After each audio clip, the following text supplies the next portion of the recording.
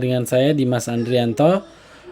Ini adalah bagian dari mata kuliah Teknik Analisis Biokimia, bab asam nukleat, ekstraksi ya dan analisis asam nukleat. Baik, buat yang belum tahu silahkan melihat subscribe channel ini dan melihat khususnya untuk teknik analisis asam nukleat. Ini ada playlistnya, teknik analisis biokimia ya, ada playlistnya, jadi bisa melihat berbagai video tentang teknik analisis biokimia. Oke, jadi yang pertama, tujuan dari ekstraksi asam nukleat ini adalah untuk memisahkan asam nukleat dari sel ya, untuk dianalisis pada prosedur selanjutnya. Nah, dibandingkan biomolekul yang lain, permasalahan di asam nukleat itu adalah asam nukleat itu jumlahnya sedikit, yaitu satu sel hanya punya satu kopi DNA ya. Asam nukleat khususnya DNA hanya punya satu kopi ya. Nah, kemudian ya memang kalau seperti kromosom itu ada 2N ya. Tapi kan itu pada beberapa gen itu bisa berbeda juga. Kemudian asam nukleat ini dibebaskan ya dari protein, karbohidrat, lipid, dan komponen yang lainnya. Bahkan pada DNA itu sendiri ya, misalnya masih ada juga protein-protein ya, nukleoprotein yang mengikat DNA. Tujuannya untuk membuat struktur DNA lebih kompak. Nah, itu harus dipisahkan juga. Jadi menggunakan asam nukleat murni untuk pengujian. Nah, sekarang analisis asam nukleat juga penting, dan misalnya saja untuk forensik ya, melihat kasus-kasus kejahatan, dan itu seringkali terkendala pada jumlah sampel yang sedikit. Kadang juga ada sampel yang rusak ya, karena misalnya baru ketahuan setelah beberapa hari, sehingga sampelnya terekspos cahaya, oksigen, panas, dan yang lain. Atau juga berkembang teknik-teknik paleogenetics ya, di mana meneliti asam nukleat dari sampel-sampel purbakala untuk melihat kondisi-kondisi misalnya seperti apa orang atau makhluk yang hidup di masa lalu. Itu juga sangat sulit untuk menentukan asam nukleatnya. Nah, yang lain adalah yang sekarang populer, yaitu melihat kandungan asam nukleat dari virus. Nah, virus dibagi dua, virus DNA yang namanya adenovirus dan virus RNA yang namanya retrovirus. Nah, ini tekniknya berbeda. Ya, yang pertama isolasi. Isolasi asam nukleat umum dilakukan secara rutin ya dari sampel manusia ya, terus kemudian fungi, bakteri, dan sampel-sampel virus seperti yang terjadi sekarang pada pandemi COVID-19 ya. Rutin dilakukan dan setiap negara melaporkan berapa orang yang terinfeksi dengan cara analisis swab PCR dari virus corona ya, atau nCoV-19. Nah, selanjutnya untuk analisis asam nukleat ini perlu atau pre-treatment. Jadi seperti ekstraksi itu juga perlu pre-treatment. Nah, kadang karena asam nukleat ini jumlahnya kecil ya, untuk mengerjakannya tidak banyak laboratorium yang bisa. Nah, oleh karena itu kadang dari tempat sampling ke tempat lab itu ada jeda. Nah, ini juga diperlukan suatu teknik untuk menyimpan dan mentransfer sampel yang akan dianalisis ya. Apakah ini kemudian whole blood ya, atau darah total misalnya, sampel jaringan atau sampel mikroorganisme, atau dalam hal ini kalau terkait dengan COVID ya berarti sampel swab ya. Bisa sampel swab yang seperti cotton bud itu ya, atau bisa juga sampel riak misalnya atau dahak, tapi ini kurang akurat karena bisa kecampur yang lain-lain. Nah, kemudian butuh jumlah sampel yang mencukupi agar hasil reaksi itu valid. Nah, analisis asam nukleat ini bisa memberikan false negatif ya, artinya sebetulnya positif tapi tidak terbaca. Tapi kalau false positif itu hampir tidak mungkin kecuali kontaminasi. Otomatis kalau DNA-nya tidak ada kan tidak ada yang didetek ya, false positif.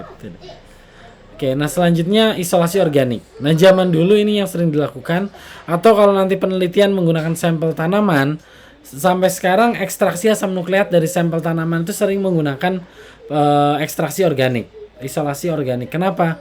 Karena sampel tanaman itu biasanya kita bisa dapat dalam jumlah banyak ya, sehingga penanganan dengan pelarut organik itu tidak masalah. Tapi pada sampel hewan, sampelnya sedikit, apalagi sampel manusia ya, kita nggak mungkin ambil sampel banyak-banyak. Seperti swab itu kan sampelnya sedikit sekali, cuma diusap dari hidung atau dari mulut, sampelnya hanya seujung cotton bud itu. Nanti ada slide-nya ya, bagaimana bentuk cotton budnya, bukan kayak yang buat telinga itu, agak berbeda ya. Nah terus kemudian ini untuk isolasi organik ya, dilakukan dengan kombinasi kadar garam tinggi, pH rendah, dan campuran reaksi organik fenol kloroform, atau ada juga ya fenol kloroform ya. Kemudian ini karena asam nukleat ini ada RNA, ada DNA, tergantung mana yang mau kita isolasi. Pada kasus yang ingin diisolasi adalah DNA, maka kita tambahkan RNase ya, untuk mencegah nanti kalau misalnya ada polimerisasi terhadap RNA di dalam sampel, meskipun ini kecil kemungkinan tapi tetap harus dihilangkan. Kalau misalnya yang mau kita isolasi RNA ya berarti ditambahkan sebaliknya RNase ya. Jadi tergantung apa targetnya. Baik, kemudian untuk fenol kloroform ini akan membentuk emulsi dua fase ya, yang kemudian lapisan hidrofobiknya atau lapisan nonpolarnya ini akan mengandung lipid ya. Di bagian fenol kloroform ini akan mengandung lipid yang dimana komponen-komponen membran sel itu akan larut di sana, sel debris ya. Jadi hancuran dari sel, membran inti sel ya. Jadi itu semua akan larut di bagian-bagian nonpolar. Sedangkan di bagian hidrofiliknya itu akan terlarutlah DNA. Nah, DNA ini tadi larutan DNA yang di air ditambahkan dengan etanol dingin, dan DNA itu akan mengendap sebagai apa ya? Jadi kalau di larutan tuh kelihatan kayak ada awan-awan yang mengapung, bukan mengapung, melayang ya, awan-awan yang melayang berwarna putih-putih seperti serat. Itulah serat-serat dari DNA dari sampel. Tapi kadang tidak terlihat juga kalau konsentrasinya sangat kecil ya. Kalau konsentrasinya sangat kecil, apalagi sel yang kita isolasi itu bukan sel yang aktif membelah. Misalnya kalau di tanaman itu sel-sel dari umbi ya, itu aktif membelah. Jadi kita bisa dapat konsentrasi DNA-nya cukup besar. Tapi kalau dari daun, batang itu tidak aktif membelah. Konsentrasi DNA-nya itu kurang besar, jadi tidak terlihat, dan kita harus identifikasi pakai spektro UV. Spektronya juga biasanya menggunakan yang namanya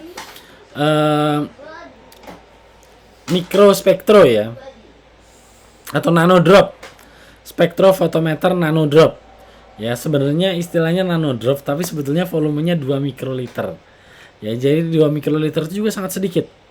2 mikroliter teteskan di kuvet pada nanodrop spektro itu ya. Kita ada di Departemen Biokimia nanodrop spektro untuk deteksi DNA dan protein dalam kuantitas kecil. Kenapa nggak pakainya banyak? Karena itu tadi, kita dapat DNA-nya aja susah, cuman baru buat deteksi konsentrasi pakai banyak. Jangan ya. Jadi kita cuma butuh 2 mikroliter. 2 mikroliter tetesin, kita lihat konsentrasinya sudah cukup belum.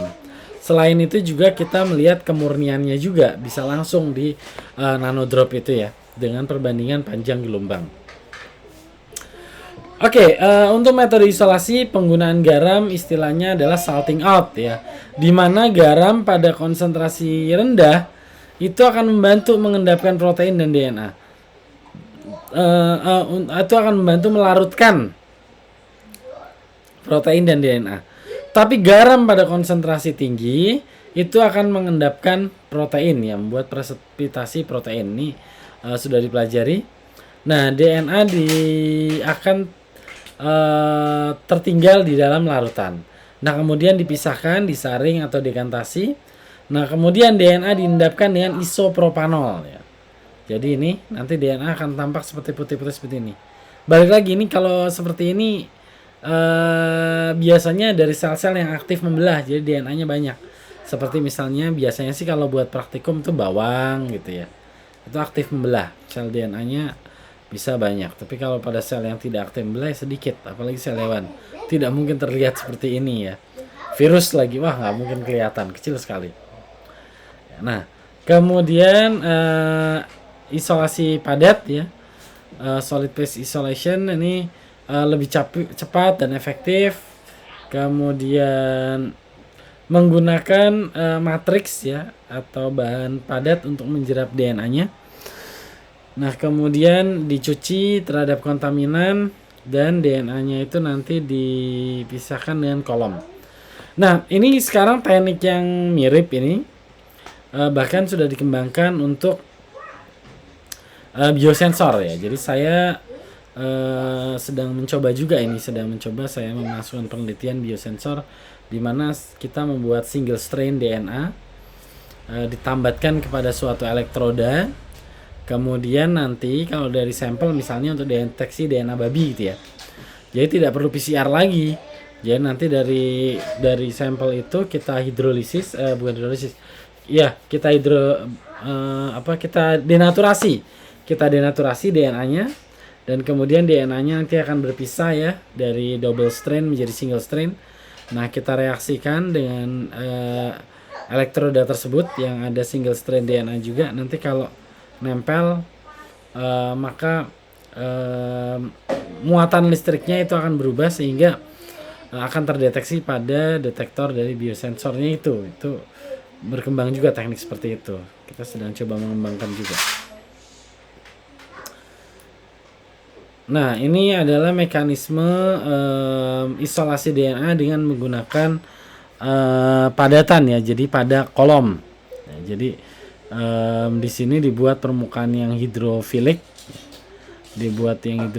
kemudian dari sampel itu dilarutkan dengan deterjen ya. Ini ada misel ini, yang hitam-hitam ini adalah deterjen membentuk misel, kemudian akan menjerap protein-protein yang larut di sel. Jadi protein itu pasti punya gugus hidrofobik ya. Jadi ada asam amino hidrofilik, ada asam amino hidrofobik kan.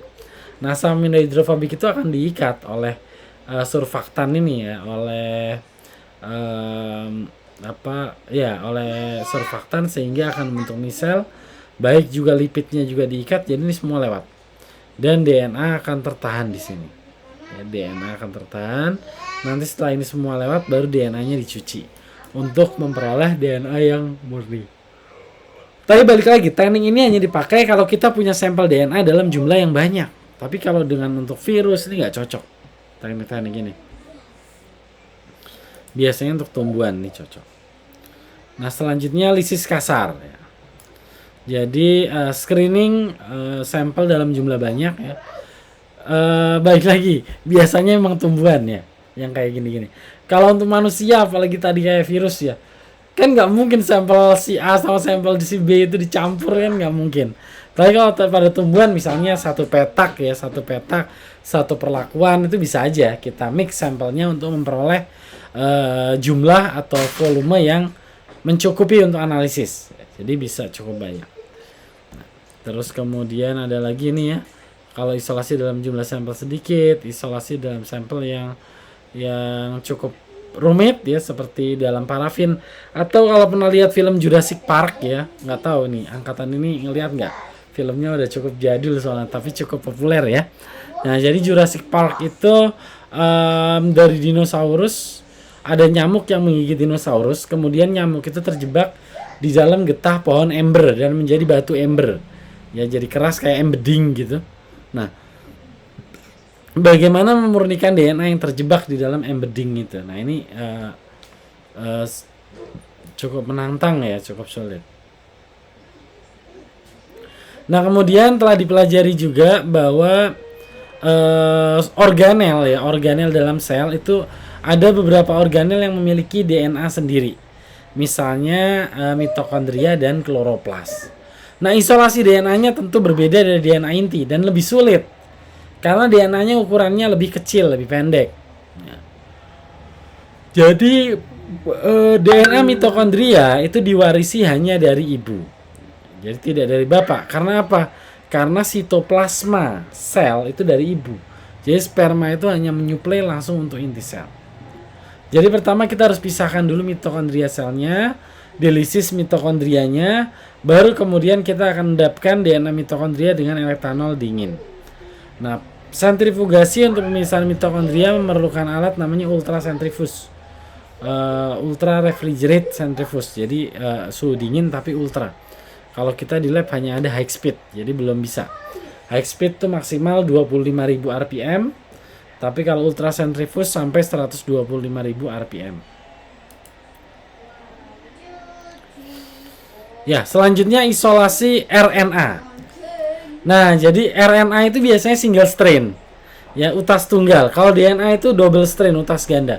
Otomatis ketahanan DNA itu lebih bagus daripada RNA. Nah, makanya isolasi RNA itu lebih sulit, ya, lebih menantang dibandingkan isolasi DNA. Nanti analisisnya juga lebih rumit RNA, ya, karena harus ada konversi balik atau namanya reverse transkripsi, ya, untuk membentuk DNA dari RNA. Jadi langkahnya ada langkah tambahan. Nah, jadi RNase ini ada di mana-mana. Termasuk kalau di manusia yang paling populer RNase ada di sini, permukaan telapak tangan. Makanya bisa diamati ya, kalau kita gatal itu kan biasanya di sini ya, di belakang tangan. Jarang gatal di telapak tangan ya, kecuali mungkin mau dapat uang gitu ya. Ya, jadi itu di telapak tangan. Kenapa? Karena telapak tangan kita ini punya RNase yang bisa mendegradasi RNA virus dan bakteri. Makanya ya kalau makan pakai tangan gitu ini lebih sehat juga sebetulnya. Tapi enggak juga dari lab terus kemudian makan pecel lele langsung pakai tangan. Enggak gitu juga ya. Jadi tetap aja harus dibersihkan dulu. Tapi intinya kita ada RNase di sini. Nah, ini justru yang biasanya jadi sumber kontaminasi kerja di lab. Karena RNase-nya mengkontaminasi sampel, jadi mendegradasi RNA di sampel.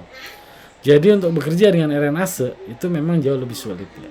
Termasuk juga di mulut itu ada juga RNase tuh, ya. Karena untuk melindungi kita dari infeksi-infeksi virus dan bakteri. Tapi ya tetap saja begitu stamina tubuh kita turun dan yang lain, ya ini RNase segala macam ini kan protein terdegradasi juga ya, berkurang jumlahnya sehingga kita lebih rentan. Oke, RNase itu adalah protein yang berukuran kecil ya, karena RNA juga lebih kecil daripada DNA, yang bisa renaturasi. Jadi punya karakteristik bisa renaturasi. Jadi kalau dia sudah denaturasi, kayak tangan ini kan seringkali terekspos sesuatu yang panas, misalnya dia denaturasi, bisa renaturasi lagi dan menjadi aktif lagi. Nah, untuk analisis asam nukleat, terutama kalau kita ingin mendapatkan sampel RNA-nya, kita harus menghilangkan dulu atau menginaktivasi RNase sebelum tahap lebih lanjut. Ini adalah tahap yang sangat penting. Jadi tentu yang pertama, karena kontaminasinya dari tangan, harus selalu menggunakan sarung tangan.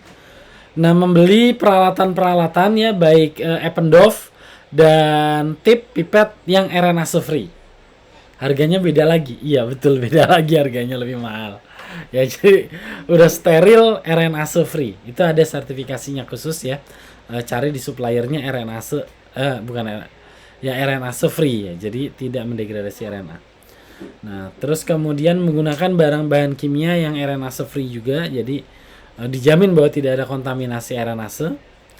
Kemudian untuk material yang lain itu harus dipanaskan dulu, dicuci dengan larut-larut yang akan merusak RNase atau protein. Ya, misalnya NaOH, 2O. Ya, kemudian juga lebih bagus lagi kalau dia sediakan ditambah RNase inhibitor. Jadi kalau ada yang lolos masih di inhibitor juga. Oke, kemudian total RNA ya. Sudah dipelajari di pertemuan sebelumnya, mungkin di mata kuliah lain, bahwa RNA itu ada 3 secara umum. Memang sekarang ada tambahan, tapi yang banyak ini 3. Yang pertama tRNA, yang pertama mRNA ya, messenger RNA. Ini yang berisi informasi sebetulnya, mRNA ini. Dia yang bawa informasi dari DNA untuk ditranslate menjadi protein. Nah, yang kedua ribosom RNA, rRNA, yang tugasnya menangkap mRNA di ribosom atau di retikulum endoplasma kasar untuk nanti ditranslate oleh tRNA menjadi untaian asam amino yang membentuk protein. Nah, mRNA itu permasalahannya cuma 2,5 sampai 5%. Jadi sangat sedikit. Ya, ini cara ekstraksi RNA kalau sampel kita banyak ini ya. Dilisis terus tambah penilkloroform isoamil alkohol. Ya, untuk lisis dan kemudian sentrifus. Ya, fase organik dipisahkan dari fase air, ya, dan RNA ini larut di fase air, dan yang lain itu akan larut di fase organik atau nonpolar. Kemudian larutan RNA dicuci dan dibilas dengan etanol dingin. Kemudian terakhir dilarutkan kembali dengan air dan diukur konsentrasi dan kemurniannya ya dengan nanospektrologi. Nah, selain itu juga ada affinity purification. Jadi purifikasi dengan kolom atau dengan yang komplemennya. Jadi kita cari utas yang komplemen dengan RNA tersebut agar bisa nempel di situ, baru nanti terpisahkan ya, akan keluar belakangan RNA yang kita inginkan. Nah, biasanya itu kolomnya ya, karena RNA mengandung poliadenin, kolomnya itu ditambahkan oligo-DT ya, oligodeoksitimin. Jadi untuk berinteraksi antara adenin dengan timin ya, dengan dua ikatan hidrogen. Jadi RNA-nya semua ketahan dulu karena ada ikatan hidrogen. Jadi keluarnya belakangan. Molekul yang lain akan keluar duluan pada kolom tersebut. Nah, selanjutnya deteksi ya atau analisis. Ya, yang klasik ini analisis dari DNA dan RNA dilakukan dengan elektroforesis agarus ya. Jadi dengan elektroforesis kita lihat ada tidak sih DNA-nya atau RNA-nya yang diinginkan. Nah, kemudian biasanya ini pakai pewarnanya ETBR itu ya. Jadi ini karsinogenik ya. Makanya sekarang sudah ada beberapa pewarna yang pewarna alternatif seperti misalnya ini Cyber Green, SYBR Green ya. Cyber Green ini pewarna alternatif yang non transgenik, tapi untuk membacanya ini lebih susah. Kalau ETBR itu bisa pakai lampu UV ya, karena dia berpendar pada UV. SYBR itu ada lampunya khusus, jadi fluorescence deteksinya. Nah, alatnya khusus, jadi lebih mahal memang secara alat, tapi buat peneliti lebih aman. Dan sekarang dan resolusi gambarnya juga lebih bagus karena dia berwarna kayak hijau gitu kan. Nah, itu untuk publikasi juga ini yang lebih banyak diterima yang pakai Cyber Green ini. Oke, ini contoh gambarnya ya. Ini ETBR, ini Cyber Green. Nah, sebelah kiri ini ada pita standar ya. Ini juga cara perhitungannya mungkin di mata kuliah lain ya. Kemudian ini yang sebelah kanan ini adalah markernya ya, standarnya. Nah, dari marker ini maka kita bisa buat kurva standar untuk menghitung berapa sih BM atau bobot molekul dari sampel. Ini T10, T9, dan juga mengukur konsentrasi. Jadi seperti itu. Oke, nah selanjutnya spektrofotometri. Nah, spektrofotometri ini digunakan untuk mendeteksi konsentrasi dan kemurnian dari DNA dan RNA. Ya, jadi molekul asam nukleat itu mengabsorpsi pada 260 nanometer. Ya, sedangkan protein mengabsorpsi pada 280 dan 230. Nah, terus kemudian jadi rasio antara 260 per 280 itu digunakan untuk mengukur kemurnian DNA. Rasio 260 saja digunakan untuk mengukur konsentrasi DNA. Ada faktor koreksinya ya, nanti mungkin di mata kuliah teknik asam nukleat dan protein ya, keteknikan asam nukleat dan protein akan dijelaskan lebih lanjut, dan mungkin akan dilakukan praktikum juga yang terkait dengan isolasi DNA ini. Ya, jadi ini 260 dikali dengan faktor koreksi. Ya, jadi faktor koreksinya ini udah ada. Kalau di alat itu tinggal dimasukin aja, oh lisozim atau DNA berapa, RNA berapa, protein apa gitu. Itu langsung ada. Jadi 1 OD itu setara dengan 50 mikrogram per mili DNA atau 40 mikrogram per mili RNA pada 260 nanometer. Jadi DNA atau RNA yang diukur, yaitu ekstraksinya di awal. Kita ekstrak DNA atau ekstrak RNA. Nah itu yakin aja, yakin bahwa itu adalah yang ada di sampel kita. Yang terukur DNA atau RNA, faktor koreksinya berbeda ya. Nah selanjutnya penentuan kemurnian. Jadi tadi kalau konsentrasi pakai A260 ya. Kalau kemurnian ini kita pakai A260 rasio terhadap A280. Jadi dari A260 per 280 ini rasionya harus berada di antara 1,6 sampai 2,0. Ya ini dihitung, ini juga sudah otomatis kalau sekarang. Ya, jadi kalau dia di luar dari range ini maka ada kontaminasi dari protein. Nah kemudian fluorometri. Ya tadi saya sudah menyinggung sedikit mengenai cybergreen ya, yang menggunakan prinsip fluorescence ya, warna hijau untuk mendeteksi DNA. Dibandingkan dengan ETBR yang menggunakan sinar UV tentu lebih aman dan lebih nyaman, tapi memang peralatan dibutuhkan lebih mahal. Dan reaksinya SBBR juga lebih mahal daripada ETBR. Cuma ETBR ini buangnya yang repot, karena ini sangat karsinogenik, interkalator sifatnya.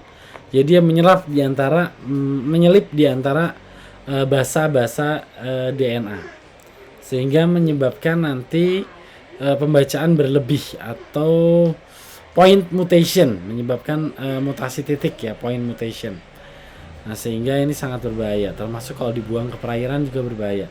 Jadi biasanya kita kumpul, kalau sudah banyak nanti dibawa ke PPLI ya, untuk pemusnah prasarana pemusnah limbah industri. Jadi itu PPLI.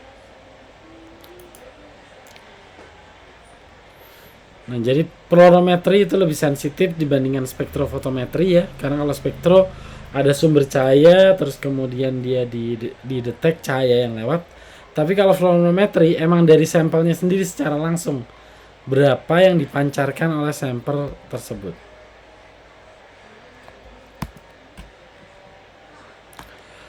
Oke, itu tadi adalah pembahasan ekstraksi dan analisis DNA secara umum. Nah, sekarang sebagai pengayaan saya akan menceritakan sedikit, mudah-mudahan nanti akan ada banyak diskusi ya setelah ini ya, tentang analisis asam nukleat pada virus nCoV-19 atau virus corona ya, yang menyebabkan penyakit COVID-19. Oke, jadi langkah-langkahnya secara umum sebagai berikut. Yang pertama pengambilan sampel swab ya. Yang umum adalah swab nasofaring di hidung dan swab orofaring di mulut ya. Jadi dua itu, meskipun yang paling akurat sebetulnya adalah swab cairan paru, bronkus ya, bronkiolus itu. Tapi itu harus membutuhkan pasien di bius total. Kalau enggak ya sakit. Bayangkan itu alatnya masuk sampai ke dalam paru-paru untuk ngambil usapannya ya, cotton budnya itu.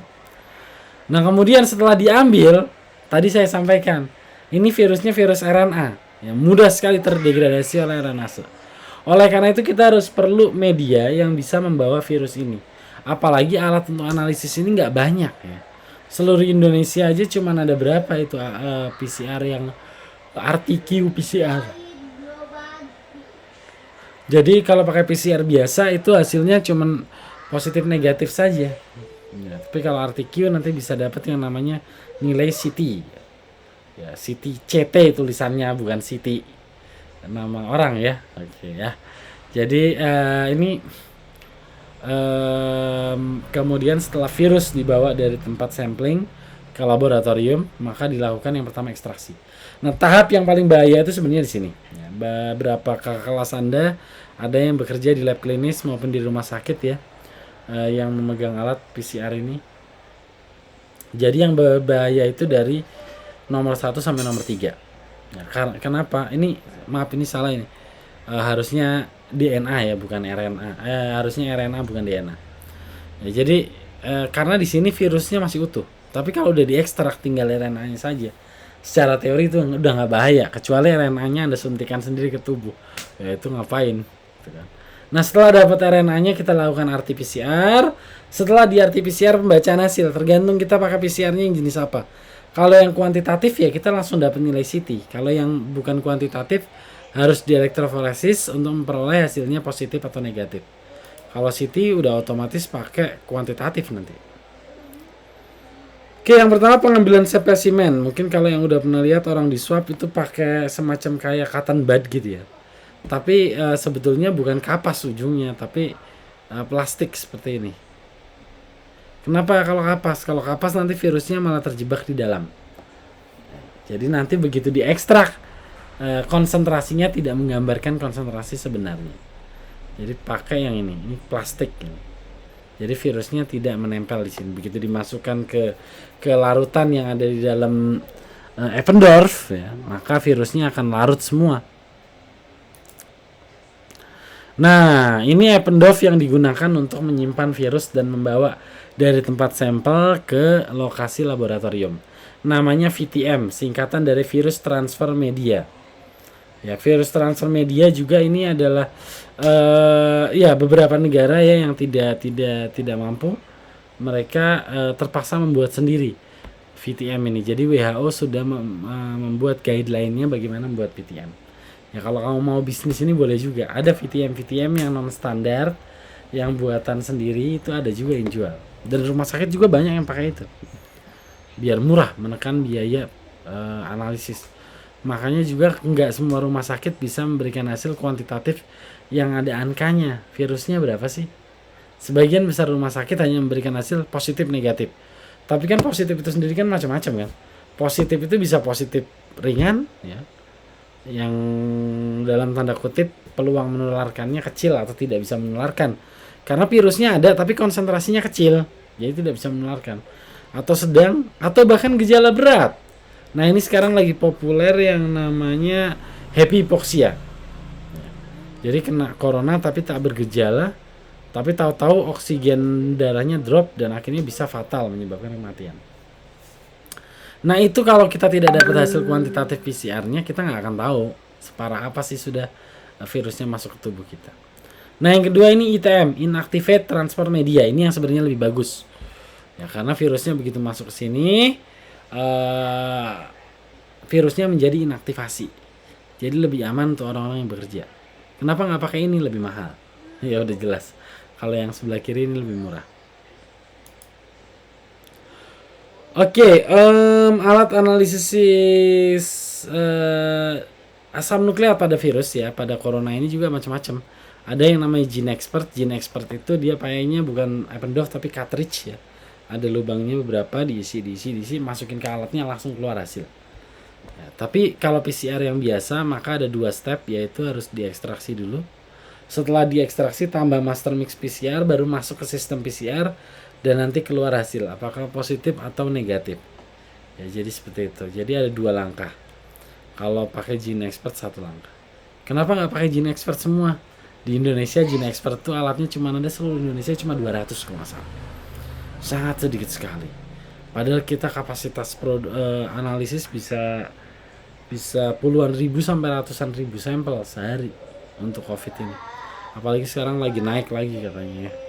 Jadi harus hati-hati ya. Oke, kemudian tadi saya menyinggung nilai CT. Nanti juga di mata kuliah lain akan disinggung lagi. Jadi CT ini adalah cycle threshold.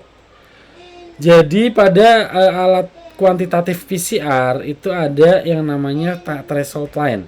Artinya ini adalah garis di mana konsentrasi DNA minimum atau RNA minimum. DNA minimum yang dibutuhkan sehingga DNA dalam sampel tersebut bisa terbaca setelah proses replikasi. Nah, nilai CT semakin besar artinya sampel semakin banyak. Virus semakin banyak di dalam sampel. Semakin kecil maka semakin tidak ada. Atau bahkan terbalik. Semakin kecil itu berarti jumlah siklus PCR yang dibutuhkan semakin sedikit dan virus berarti semakin banyak. Semakin besar maka virus semakin tidak ada di dalam sampel. Nah, batasnya ini adalah 40.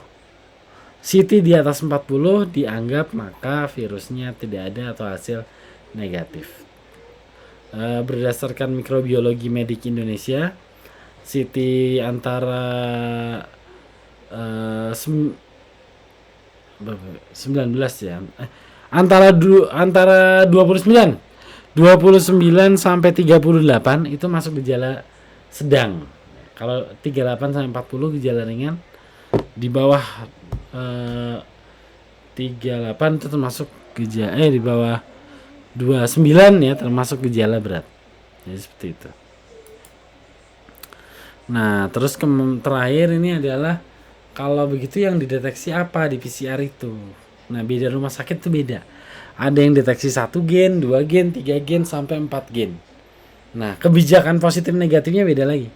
Ada yang positif 1 aja dianggap positif. Ada yang 2 negatif, 1 positif dianggap masih negatif. Jadi beda-beda. Jadi dan ini tergantung kepada pembuat alat dan pembuat kit yang dipakai untuk analisis. Juga bergantung kepada kebijakan atau politik dari rumah sakit, misalnya kebijakan rumah sakitnya seperti apa atau kebijakan Pemda setempat seperti apa gitu ya.